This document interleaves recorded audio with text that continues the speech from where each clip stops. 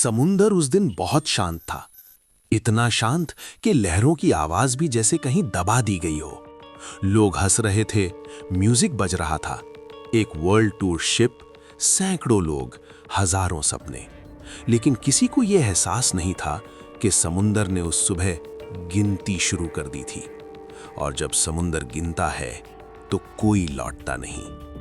Dark horror unseen. यहाँ डर दिखाई नहीं देता, ये धीरे धीरे अंदर उतरता है। अगर आपको ऐसी कहानियां पसंद है जो सुनने के बाद भी दिमाग से निकलती नहीं, तो चैनल को लाइक करें, सब्सक्राइब करें और बेल आइकॉन जरूर दबाएं। चलो बढ़ते हैं कहानी की ओर। सुबह का समय था। हवा ठंडी थी लेकिन ताजगी से भरी हुई। समुंदर की हल्की नम खुशबू हर सांस के साथ अंदर जा रही थी। पोर्ट पर भीड़ थी। कुछ लोग पहली बार विदेश देखने जा रहे थे, कुछ ऐसे भी थे जिनके लिए यह सफर बस एक और एंजॉयमेंट था। ये कोई साधारण जहाज नहीं था, ये एक वर्ल्ड टूर क्रूज शिप था। ऊपरी डेक पर अमीर लोग थे, महंगे कोट, कॉफी के कप, कैमरे। बीच के डेक पर परिवार, बच्चे, हंसी। नीचे जहां रोशनी कम थी, वहां स्टाफ, वर्कर्स और वो लोग थे जिनका नाम किसी पोस्टर पर नहीं छपता। सब अपने अपने जोन में जा रहे थे, जैसे जिंदगी में जाता है। मैं, इस जहाज का कैप्टन, ब्रिज पर खड़ा ये सब देख रहा था। 30 साल हो चुके थे समुंदर में। मैं मौसम पहचानता था, लहरों का मिजाज समझता था। और उस सुबह सब कुछ ठीक लग रहा था, शायद जरूरत से ज्यादा ठीक। म्यूजिक चालू हो चुका था। कुछ लोग डेक पर ही डांस कर रहे थे, ठंडी हवा में जैकेट खोलकर हंस रहे थे। लेकिन तभी मुझे एक अजीब सी बात दिखी। एक बुजुर्ग आदमी लोअर डेक के पास समुंदर को देख रहा था, हिल नहीं रहा था। न फोन न कैमरा, बस देखे जा रहा था। मैंने ध्यान नहीं दिया। अब सोचता हूं शायद वही पहला था जिसे समुंदर ने देख लिया था। जहाज धीरे धीरे पोर्ट से निकला। सीटी बजी, तालियां गूंजी। सफर शुरू हो चुका था।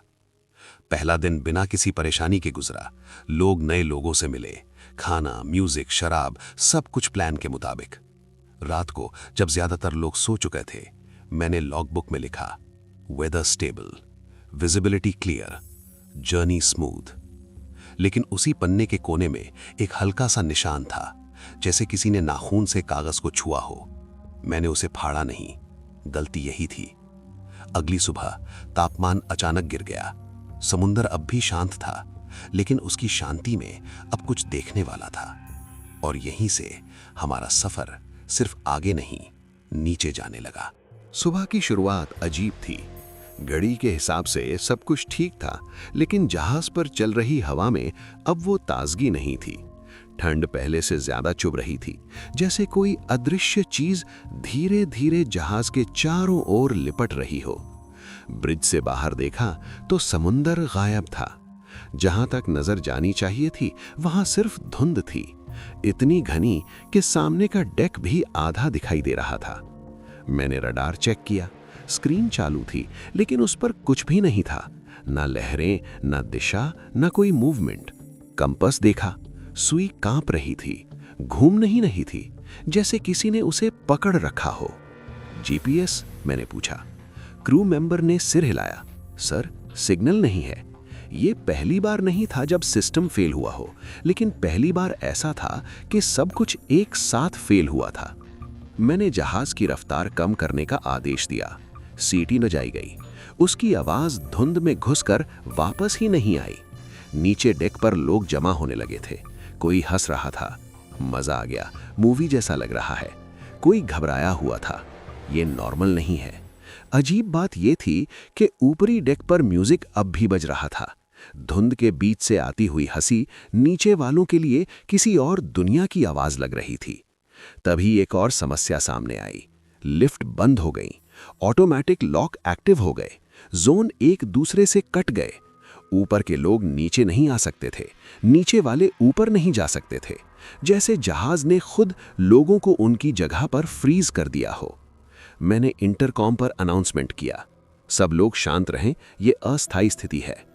लेकिन मेरी अपनी आवाज मुझे भरोसेमंद नहीं लगी। धुंध अब सिर्फ बाहर नहीं थी, वो जहाज के अंदर भी घुस रही थी। एसी वेंट से, सीढ़ियों से, लोगों की सांसों के बीच से। एक क्रू मेंबर मेरे पास आया। उसका चेहरा पीला था। सर, कुछ लोग कह रहे हैं कि उन्हें पानी टपकने की आवाज सुनाई दे रही है। मैंने कहा, लीक चेक करो। उसने निगलते हुए जवाब दिया, सर, डेक सूखा है। ठीक उसी समय एक महिला चिल्लाई। सब दौड़े। वो लोअर डेक की रेलिंग के पास खड़ी थी। उसकी उंगली धुंध की तरफ उठी हुई थी। वहां कुछ खड़ा है। सबने देखा। पहले कुछ नहीं दिखा, फिर धुंध के अंदर एक सीधी खड़ी परछाई। न चल रही थी, न हिल रही थी, बस खड़ी थी। धुंध थोड़ी और हटी और तब हमें वो दिखा। एक जहाज, बहुत पुराना, जंग से भरा, जैसे सालों से पानी में सड़ रहा हो। वो हमारे जहाज के बहुत पास था, इतना पास कि समझ नहीं आया वो अभी आया है या पहले से यहीं था। मैंने तुरंत दूरी बनाए रखने का आदेश दिया, लेकिन इंजन की प्रतिक्रिया धीमी थी, बहुत धीमी। ऐसा लग रहा था जैसे जहाज हिलने से पहले सोच रहा हो। मैंने बाइनोक्यूलर उठाया, पुराने जहाज के नाम को पढ़ने की कोशिश की। अक्षर घिस चुके थे, बस एक साल साफ दिख रहा था, 1917। मेरे हाथ ठंडे पड़ गए। ये वही साल था जिसका जिक्र पुरानी समुद्री रिपोर्ट्स में आता था। एक जहाज, एक सफर, और फिर कुछ नहीं। न मलबा, न शव, न सिग्नल, बस गायब। धुंध के बीच वो जहाज अब भी खड़ा था और मुझे पहली बार ये एहसास हुआ, हम रास्ता नहीं भूले थे, रास्ते ने हमें चुन लिया था। मैंने लॉगबुक खोली। कल वाले पन्ने के नीचे एक नई लाइन लिखी हुई थी। मेरी लिखावट नहीं थी। अब पीछे नहीं जाया जा सकता। मेरे हाथ कांपने लगे और तभी धुंध के अंदर से किसी के चलने की आवाज आई, पानी में कदम रखने जैसी, लेकिन वहां पानी नहीं था। धुंध अब स्थिर थी, हिल नहीं रही थी, जैसे उसने फैसला कर लिया हो कि यहीं रुकना है। हमारा जहाज धीरे धीरे उस पुराने जहाज के समानांतर आ गया, इतनी नजदीक कि जंग लगी लोहे की गंध साफ महसूस हो रही थी। वो गंध जो सिर्फ नमक और वक्त के साथ मिलकर बनती है। 50 नहीं, 100 साल पुरानी। ब्रिज पर पूरी खामोशी थी। सर, वो हमें सिग्नल क्यों नहीं भेज रहे? किसी ने पूछा। मैं जवाब नहीं दे पाया, क्योंकि सामने जो खड़ा था वो सिग्नल भेजने वाली चीज नहीं लग रहा था। पुराने जहाज का डेक खाली था, कोई हलचल नहीं, कोई झंडा नहीं, बस टूटे रेलिंग, लटकी रस्सियां और जगह जगह उखड़ा हुआ फर्श। फिर भी वो डूबा नहीं था। समुंदर के नियमों के खिलाफ वो तैर रहा था।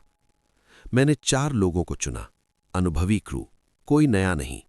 सिर्फ देखना, मैंने कहा, कुछ छूना नहीं। रस्सी की सीढ़ी डाली गई। जैसे ही पहला आदमी नीचे उतरा, उसकी सांस तेज हो गई। सर, यहां ठंड ज्यादा है।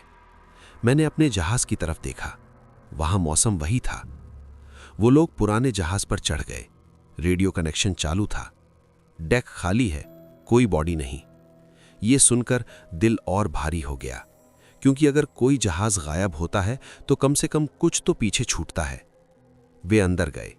कॉरिडोर संकरे थे, दीवारों पर नाखूनों के निशान थे, जैसे किसी ने बाहर निकलने की कोशिश की हो, लेकिन बाहर नहीं, अंदर। एक कैबिन खुला था। अंदर मेज पर प्लेट रखी थी, खाना आधा खाया हुआ, सड़ा नहीं था, जैसे वक्त ने उसे छुआ ही ना हो। सर, रेडियो में आवाज कांप रही थी। यहां घड़ियां सब एक ही समय पर रुकी हैं। कौन सा समय? मैंने पूछा।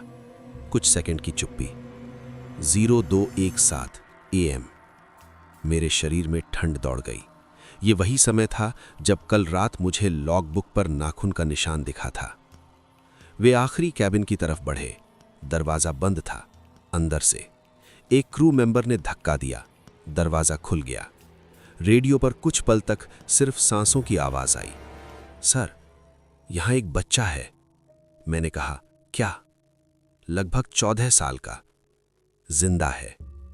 मेरे हाथ अपने आप रेडियो को कसकर पकड़ गए। वो बैठा है। आवाज धीमी हो गई। हमें देख रहा है। उससे बात करो।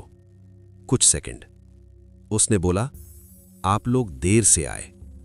ये शब्द सुनते ही धुंध जैसे और भारी हो गई। मैंने पूछा, उसका नाम? वो नहीं बता रहा। कपड़े?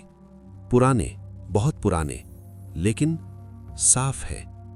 वे लड़के को हमारे जहाज पर लाने लगे। जैसे ही उसने हमारे डेक पर कदम रखा, एक अजीब सी चीज हुई। म्यूजिक अपने आप बंद हो गया। इंजन की आवाज एक पल के लिए रुक गई। लड़का शांत था, डरा हुआ नहीं, उत्साहित भी नहीं, बस जैसे उसे पता था वो कहां आया है। उसने चारों तरफ देखा, लोगों को, डेक को, और फिर मेरी तरफ। उसकी आंखें पलके नहीं झपकाती थीं। उसने कुछ नहीं कहा, फिर भी मुझे लगा जैसे उसने मुझे पहचान लिया हो। पीछे मुड़कर देखा तो पुराना जहाज धुंध में धीरे धीरे धुंधला हो रहा था। मैंने आंखें झपकीं और जब फिर देखा, वो जहाज वहां नहीं था, सिर्फ धुंध थी। और हमारे जहाज पर अब एक ऐसा यात्री था जिसका टिकट कभी कटा ही नहीं था। मैंने उसी रात डायरी में लिखा, 1917 खत्म नहीं हुआ है, वो बस हमारे साथ आगे बढ़ रहा है। और नीचे कागज पर हल्का सा गीला निशान था, जैसे किसी ने अभी अभी उसे छुआ हो। लड़का हमारे जहाज पर आया और उसी पल जहाज चुप हो गया। इंजन फिर से चल पड़ा था, लाइटें भी थीं, लेकिन वो आवाजें जो जहाज को जिंदा बनाती हैं, हंसी, बातें, कदमों की हलचल, सब जैसे किसी ने अंदर ही अंदर म्यूट कर दी हों। लड़का डेक के बीच खड़ा था। न किसी ने उसका हाथ पकड़ा, न उसने किसी का सहारा लिया। उसके कपड़े पुराने थे, इतने पुराने कि सिलाई के पैटर्न आजकल दिखते ही नहीं। फिर भी उन पर नमक या जंग का निशान नहीं था। सबसे अजीब उसकी आंखें थीं, खुली, स्थिर, पलकें जैसे भूल गई हों कि झपकना क्या होता है। एक महिला उसके सामने झुकी। बेटा, डर मत, हम तुम्हें सुरक्षित जगह ले जाएंगे। लड़के ने उसकी तरफ देखा, सीधा, बिना भाव। महिला का चेहरा बदल गया, उसकी मुस्कान ढीली पड़ गई। ये मुझे ऐसे क्यों देख रहा है? उसने पीछे हटते हुए कहा। मैंने तुरंत आदेश दिया कि लड़के को मेडिकल रूम में ले जाया जाए। जांच जरूरी थी, उम्र, हालत, सब कुछ। लेकिन जब नर्स ने उसका पल्स चेक किया, उसने हाथ पीछे खींच लिया। सर, उसकी आवाज फुसफुसाहट बन गई। इसका दिल बहुत धीमा है। कितना धीमा? मैंने पूछा। वो बोली नहीं, बस सिर हिलाया, जैसे जवाब देने से कुछ हो जाएगा। लड़का किसी चीज से नहीं डर रहा था, न तेज आवाज से, न लोगों से, न जहाज के झटकों से। डर उसे नहीं था, डर उसके आसपास पैदा हो रहा था। शाम होते होते पहली शिकायत आई। एक आदमी बोला, मुझे कोई बुला रहा है। कौन? किसी ने पूछा। वो कुछ देर चुप रहा, फिर बोला, मेरी मां। लोग हंसे, नर्वस हंसी। लेकिन उसी रात और भी आवाजें आने लगी। किसी को बच्चे की हंसी सुनाई दी, किसी को रोना, किसी को अपना ही नाम, धीरे, बहुत पास से। सबसे अजीब बात यह थी कि आवाजें धुंध से नहीं, जहाज के अंदर से आ रही थीं। मैंने लड़के को देखा। वो हमेशा वहीं होता था जहां डर शुरू होता था, लेकिन वो कुछ करता नहीं था, न हाथ बढ़ाता, न शब्द बोलता। वो बस देखता था।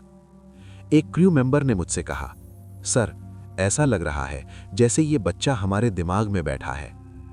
रात के 2 बजे एक आदमी लोअर डेक पर रेलिंग के पास खड़ा मिला। वो हिल नहीं रहा था, आंखें खुली थीं। आप ठीक हैं? किसी ने पूछा। उसने बिना पलकें झपकाए कहा, हाँ, बस सुन रहा हूं। क्या? पानी। हम सब ने नीचे देखा। समुद्र शांत था। वो कह रहा है कि सब माफ हो जाएगा। अगले पल उस आदमी ने रेलिंग पार की। कोई चीख नहीं, कोई संघर्ष नहीं, बस एक कदम।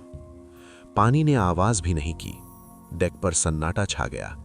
लोग पीछे हटने लगे और तभी लड़का दिखाई दिया, वहीं पास में। उसने समुद्र की तरफ देखा, फिर हम सब की तरफ। उसके होंठ हिले, बहुत हल्के से, लेकिन आवाज सीधे दिमाग में उतरी। पहला। उस रात कोई सोया नहीं। कुछ लोग अपने केबिन में बंद हो गए, कुछ प्रार्थना करने लगे, कुछ शराब पीते रहे और कुछ बस दीवार को देखते रहे। सुबह तक 3 लोग और गायब थे।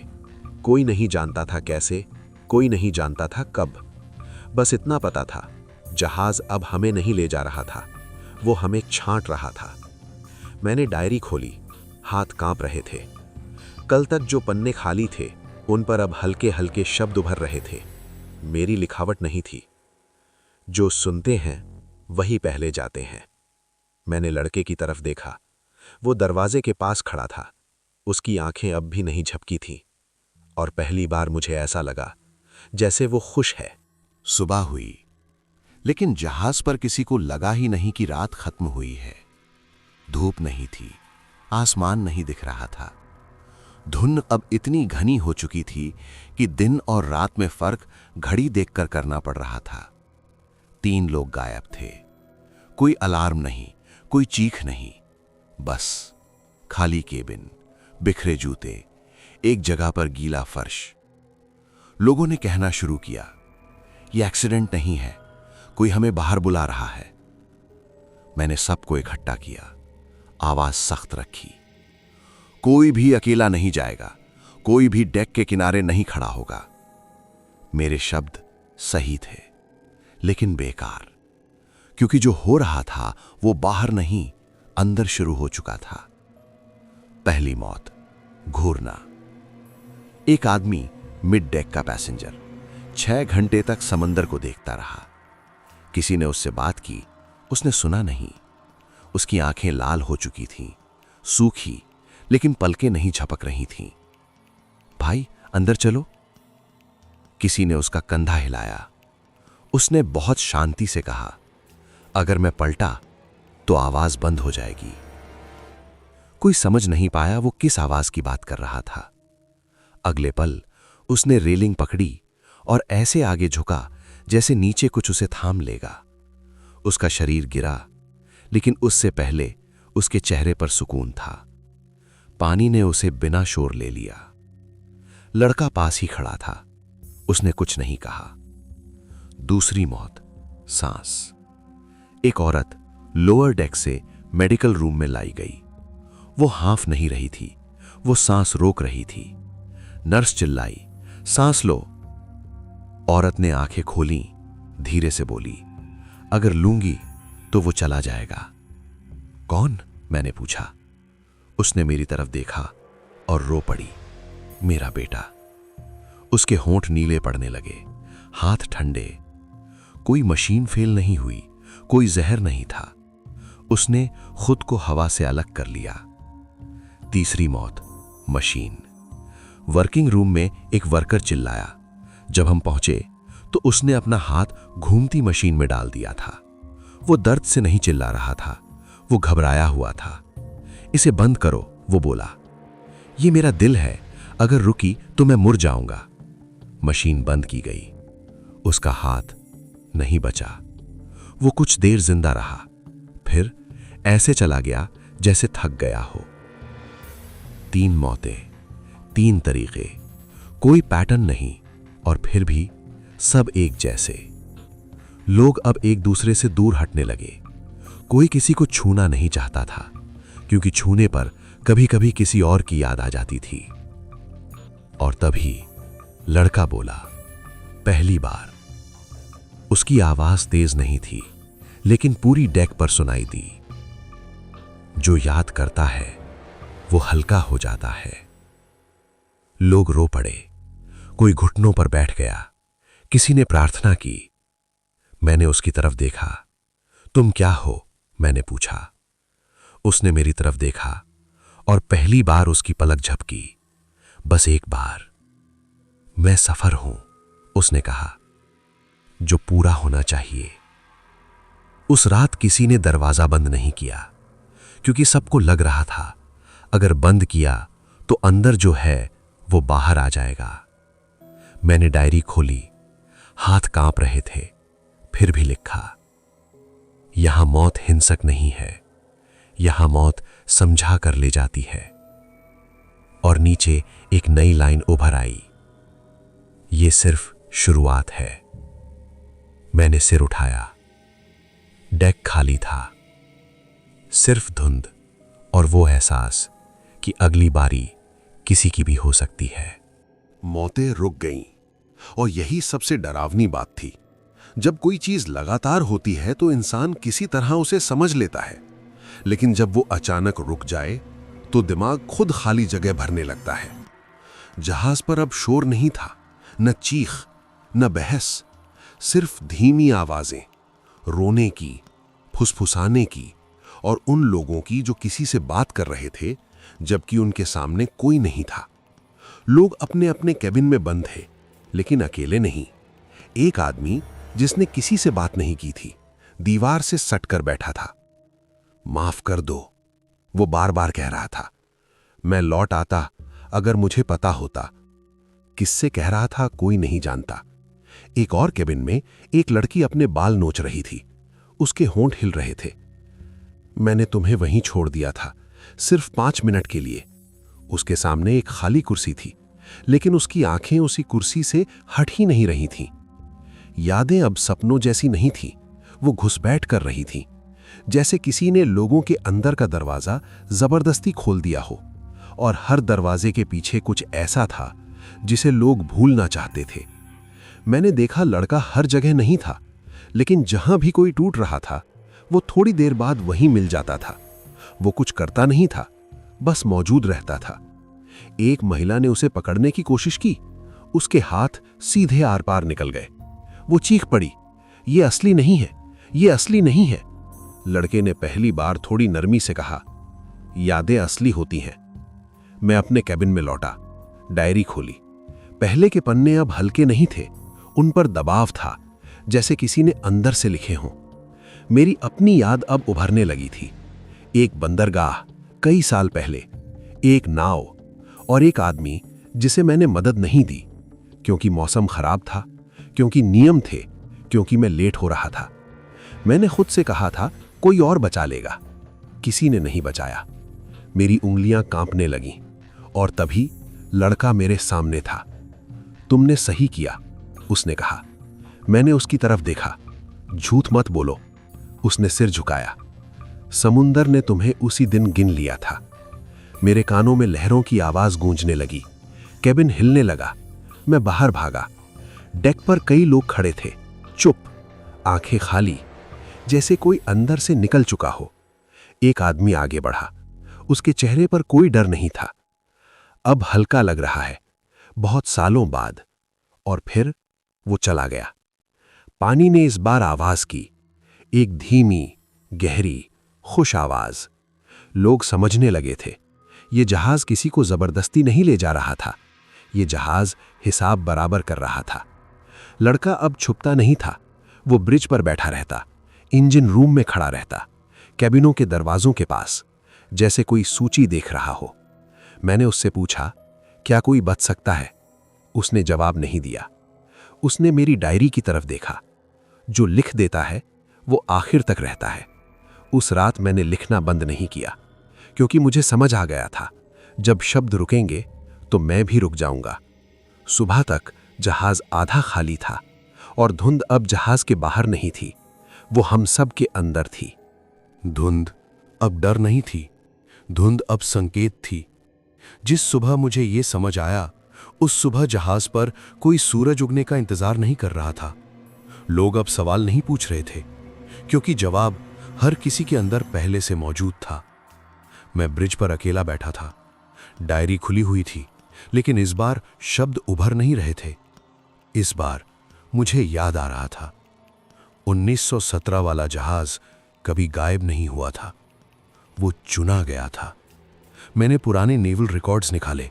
जो सिस्टम काम नहीं कर रहे थे, उनमें से भी कुछ फाइलें जैसे जानबूझकर खुल गईं।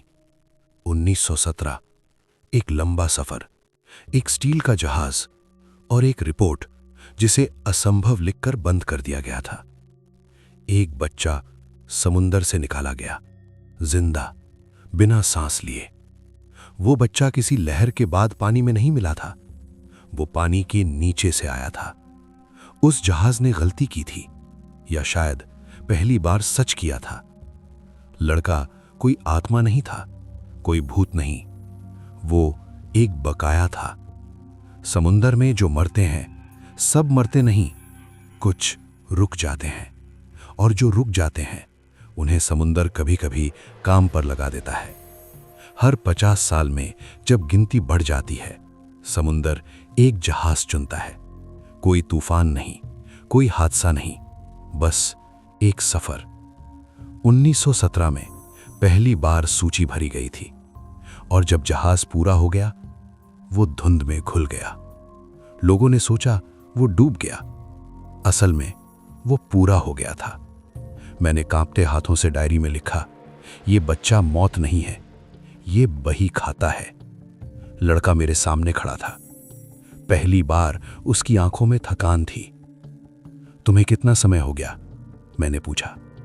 उसने कुछ देर सोचा, फिर बोला, जब से समुंदर ने नाम गिनना सीखा। और ये जहाज? मैंने पूछा। उसने चारों तरफ देखा।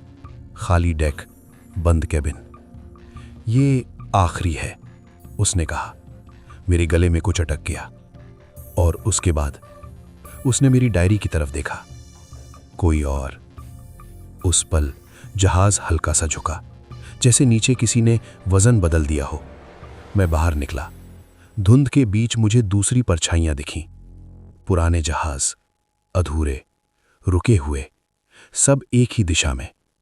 जैसे समुंदर के नीचे कोई बंदरगाह हो, जहां जहाज लोगों से ज्यादा यादों से बनते हों। लोग अब अपने आप आगे आ रहे थे। कोई चिल्लाया नहीं, कोई भागा नहीं, बस एक एक करके हल्के होते गए। लड़का अब उन्हें देखने भी नहीं जाता था। उसे देखने की जरूरत नहीं थी। सूची लगभग पूरी हो चुकी थी। मैंने आखिरी बार डायरी बंद की और उसी पल इंजन की आवाज हमेशा के लिए बंद हो गई। जहाज अब चल नहीं रहा था, वो तैयार हो रहा था। लड़का मेरे पास आया, बहुत पास। अब तुम समझ गए हो, उसने कहा। मैंने सिर हिलाया। तो अब लिखो, उसने कहा। मैंने कलम उठाई और समझ गया, ये कहानी अब किसी और की नहीं, ये हिसाब की आखिरी एंट्री थी। अब जहाज पर समय नहीं चल रहा था। घड़ियां थीं, लेकिन उनके कांटे बस टिक टिक की आवाज बना चुके थे। कोई आगे नहीं बढ़ रहा था। जहाज चल नहीं रहा था और अब यह भी साफ हो चुका था कि उसे चलने की जरूरत नहीं थी। लोग बचे थे, लेकिन इंसान कम थे। कुछ लोग डेक पर बैठ जाते और घंटों वहीं रहते, न बात न हरकत, जैसे अंदर से कुछ निकल चुका हो। एक महिला अपने केबिन के बाहर जमीन पर बैठी थी। उसकी गोद में एक जोड़ी जूते थे। ये उसके हैं, वो किसी से नहीं, खाली हवा से बोली। वो भागते वक्त भूल गया था। मैंने उससे पूछा, कौन? उसने मेरी तरफ देखा, पहचाना नहीं। उसकी आंखों में अब कोई सवाल नहीं था। ब्रिज पर सारे सिस्टम ऑन थे, लेकिन कोई प्रतिक्रिया नहीं। इंजन बंद नहीं थे, वो सुने नहीं जा रहे थे, जैसे जहाज अब आदेश लेने की हालत में नहीं था। मैंने क्रू को इकट्ठा करने की कोशिश की। 5 लोग आए, कल 30 थे। हम नावें उतारते हैं, किसी ने कहा। फॉग से बाहर निकलेंगे। हमने एक लाइफ बोट उतारी। जैसे ही वो पानी को छुई, धुंध उसके ऊपर गिर पड़ी। बोट दिखना बंद हो गई। कोई आवाज नहीं, कोई चीख नहीं, बस गायब। अब किसी ने भागने की बात नहीं की। लड़का अब हर जगह था, कभी सामने, कभी पीछे, कभी सिर्फ कांच में परछाई की तरह। लेकिन उसका चेहरा बदल रहा था। वो अब 14 साल का नहीं लग रहा था, कभी छोटा, कभी बूढ़ा, जैसे उसमें सब घुल रहे हों। लोग उसके पास खुद जाने लगे। कोई पूछता नहीं था क्यों, बस इतना कहता, अब ठीक है। और फिर रेलिंग के पार।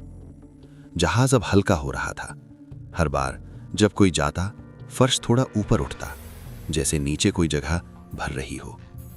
मैंने अपने हाथ देखे, वो कांप नहीं रहे थे। डर खत्म हो चुका था। डर की जगह स्वीकार आ गया था। मैंने डायरी उठाई, लिखने बैठा, लेकिन शब्द निकल नहीं रहे थे। कलम रुक गई और उसी पल लड़का मेरे सामने आ गया। अगर नहीं लिखोगे, उसने कहा, तो जल्दी हो जाएगा। मैं समझ गया, जो लिखता है वो रुकता है, और जो रुकता है वो आखिरी होता है। डेक पर अब बस गिने चुने लोग थे। एक आदमी खुद से बात कर रहा था। मैंने उसे कभी मारा नहीं। वो रो रहा था, बस चुप रहा। लड़का उसके पास गया, कुछ नहीं बोला। आदमी चुप हो गया, फिर वो भी चला गया। धुंध अब सिर्फ चारों ओर नहीं थी, वो जहाज के अंदर भरी हुई थी। सांस लेना भारी हो गया था, जैसे हवा भी हिस्से में बटी हो। मैंने ब्रिज की खिड़की से नीचे देखा। पानी दिखा, पहली बार। लेकिन वो पानी नहीं था, वो परछाइयों से भरा था, जैसे नीचे पूरा का पूरा जहाज उल्टा खड़ा हो। एक और दुनिया, एक और डेक। लड़का मेरे बगल में खड़ा था। जब आखिरी जाएगा, उसने कहा, तो जहाज पूरा हो जाएगा। मैंने पूछा, और तुम? उसने नीचे देखा, लंबे समय तक। मैं अगला सफर हूं, उसने कहा। डेक पर अब बस मैं था और जहाज और वो बच्चा जो बच्चा नहीं था। मैंने डायरी खोली। आखिरी पन्ना खाली था, लेकिन कागज गीला था, जैसे किसी ने पहले ही उसे छू लिया हो। डायरी खुली थी, आखिरी पन्ना खाली, लेकिन कागज गीला था, जैसे किसी ने पहले ही वहां सांस ली हो। मैंने लिखना शुरू किया। नाम नहीं, तारीख नहीं, बस वो बातें जो मैंने कभी किसी से नहीं कही थी। हर लाइन के साथ जहाज हल्का होता गया। फर्श के नीचे से दबी हुई आवाजें आती रहीं, जैसे कोई भरे हुए कमरों में चल रहा हो। लड़का चुप था, पहली बार। मैंने पूछा, अगर मैं लिखता रहूं तो क्या बचेगा? उसने शीशे में मेरी परछाई देखी और कहा, जो लिखता है वो जगह लेता है। मुझे समझ आया, ये डायरी सिर्फ गवाही नहीं है, ये हस्तांतरण है।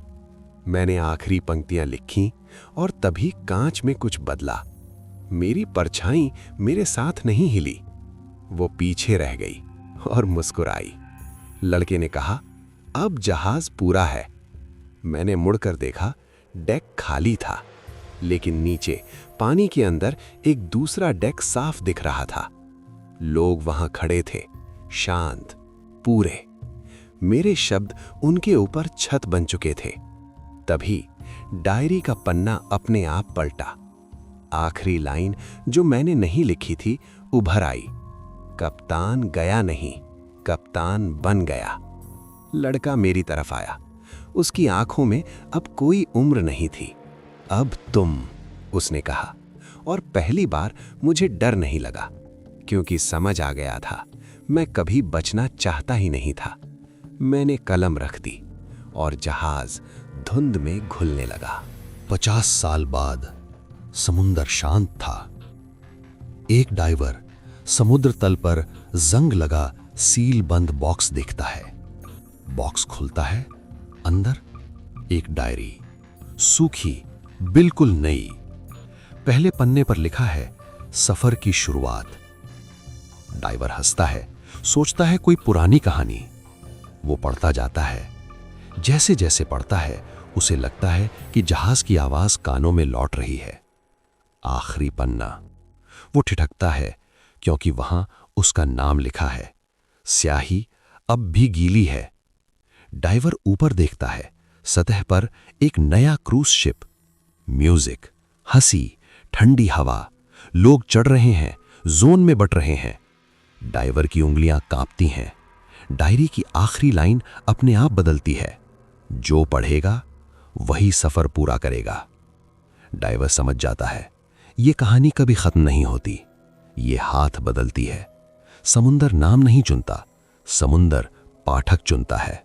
और कहीं किसी ब्रिज पर एक बच्चा शीशे में अपनी नई परछाई देखता है। अगर ये कहानी तुम्हारे दिमाग में अभी भी चल रही है, तो डर अभी खत्म नहीं हुआ। ऐसी ही छुपी हुई अनसुनी डार्क हॉरर स्टोरीज के लिए डार्क हॉरर अनसीन को अभी सब्सक्राइब करो, क्योंकि कुछ सच रोशनी में नहीं, सिर्फ अंधेरे में दिखते हैं।